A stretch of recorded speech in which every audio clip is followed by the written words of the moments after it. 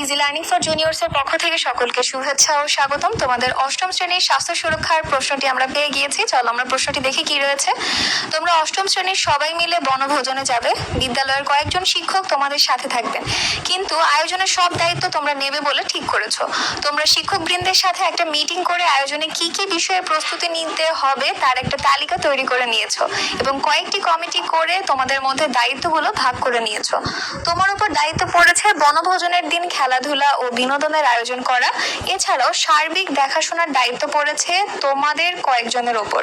তোমরা পুরো আয়োজনের নাম দিয়েছো আনন্দধারা। আনন্দধারা আয়োজনকে দায়িত্ব নিয়ে এগিয়ে যাওয়ার জন্য তোমাকে কিছু পরিস্থিতির মধ্য দিয়ে যেতে হবে। তুমি সেই পরিস্থিতি অনুযায়ী কিছু কার্যক্রম সম্পাদন করবে, আর এভাবেই তোমাদের আয়োজন সবার জন্য বয়ে আনবে সত্যিকারের আনন্দ। তাহলে শুরু করা যাক। প্রথমেই রয়েছে কাজ 1, যা হচ্ছে একক কাজ। বনভোজনের দিন কি কি খেলা যায় এ নিয়ে তোমরা সবার ভোট নিয়ে ঠিক হলো দাঁড়িয়ে বাঁধা, চোখ বেঁধে ছবিতে কপালে টিপ পরিয়ে দেওয়া ও সাঁতারের আয়োজন করা হবে। সাঁতার নিয়ে প্রথমে শিক্ষকদের আপত্তি ছিল। তোমরা সব ধরনের প্রস্তুতি নিয়ে যাবে, প্রতিশ্রুতি দেওয়ার অনুমতি পাওয়া গেল। তুমি ঠিক করলে আগে থেকে প্রস্তুতি নিয়ে রাখবে যেন সমস্যায় পড়তে না হয়। নিচের প্রশ্নের আলোকে তোমার প্রস্তুতির কাজের তালিকা খাতায় লিখো।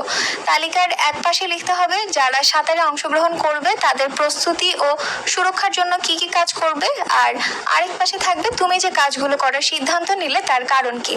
এরপর দলগত কাজ 2, শিক্ষকের নির্দেশনা তোমরা দল গঠন করেছো। এবার দলে নিজের খাতায় লেখা কাজের তালিকা নিয়ে নিচের বিষয়গুলোর আলোকে আলোচনা করো। এখন কি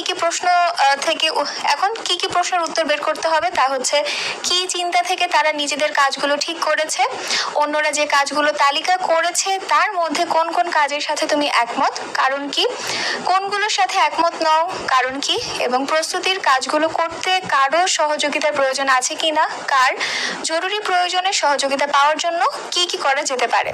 কাজ 3 হচ্ছে একক কাজ। এবার নিজের জায়গায় ফিরে যাও। এবার দলের অভিজ্ঞতা কাজে লাগানোর পালা।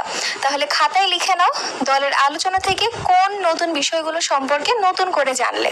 এখানে প্রথমে রয়েছে এই কাজগুলো তোমার প্রস্তুতিতে কি ভূমিকা রাখবে। তোমার খাতায় চূড়ান্ত তালিকাটি তৈরি করো। পরে কাজ 4 হচ্ছে একক কাজ। বনভোজনের দিন চলে এসেছে। তোমরা সবাই সকাল সকাল পৌঁছে গেছো। সবাই বনভোজনের জায়গায় আশেপাশে ঘুরে দেখছে। বেশি দূরে যাওয়া যাবে না, শিক্ষকটা বলে দিয়েছেন। ওদিকে রান্নার জন্য দক্ষ রাঁধুনি কাজ করছেন। তার সাহায্যকারী কয়েকজন শাকসবজি ও মুরগি কাটছেন। তোমার সামনেই দুজন একটা বড় কড়াই নিয়ে এলেন এবং যারা শাকসবজি কাটছিলেন তারা শাকসবজি পরে ধুয়ে নেবেন বলে তাড়াহুড়া করে তাতে রাখছেন। অন্যদিকে একজন সকালে খেয়ে আসতে পারেনি বলে কেক খাচ্ছেন। কেকটাতে একটা গন্ধ পেয়েছেন কিন্তু খেয়ে নিচ্ছেন। এই দলের সাথে তোমাদের একদল সহপাঠীও সহযোগিতা করছে। এই পরিস্থিতিতে তোমার করণীয় খাতায় লিখো। বনভোজনে সবার জন্য নিরাপদ খাবার নিশ্চিত করতে তুমি তাদেরকে কি কি বিষয়ে সচেতন করবে এবং কেন তুমি এই বিষয়গুলো সম্পর্কে তাদেরকে সচেতন করতে চাও। কাজ 5 হচ্ছে একক কাজ। সারাদিন খুব আনন্দ করে ফেরার সময় তোমার পাশে যে বন্ধু বসেছিল তার সাথে গল্প করার সময় জানতে পারলে সে যখন কোনো কাজের দায়িত্ব নিতে যায় ভীষণ মানসিক চাপ হয়, কাজ করতে ভয় লাগে, মনে হয় সে পারবে না। তখন অন্যরা তাকে নিয়ে হাসবে। সে তোমার কাছ থেকে পরামর্শ চায়। নিচের প্রশ্নের আলোকে তোমার পদক্ষেপগুলো খাতায় লিখো। মানসিক চাপ ব্যবস্থাপনার জন্য তুমি বন্ধুকে কি পরামর্শ দেবে, এই পরামর্শ তাকে কিভাবে সাহায্য করবে বলে তুমি মনে করো, তোমার কি মানসিক চাপ হয়, কখন হয়।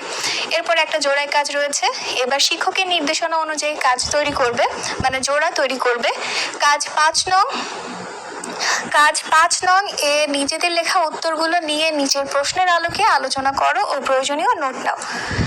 এরপর রয়েছে কোন কোন কাজ বা কৌশলগুলো ইতিবাচক, কয়েকটি উদাহরণ লিখো। তোমার উল্লেখ করা নেতিবাচক কাজ বা কৌশলগুলো শরীরে ও মনে কি ধরনের প্রভাব ফেলে, আর মানসিক চাপের পরিস্থিতিতে প্রয়োজনে কার কাছে সহযোগিতা পাওয়া যেতে পারে। সর্বশেষ কাজ একক কাজ। দলগত আলোচনার অভিজ্ঞতা থেকে নিচের প্রশ্নগুলোর উত্তর লিখো। বন্ধুদের কাছ থেকে পাওয়া নতুন কোন কোন ইতিবাচক কৌশল তুমি নিজের মানসিক চাপ ব্যবস্থাপনায় পরবর্তীতে ব্যবহার করতে চাও তার একটি তালিকা খাতায় লিখো।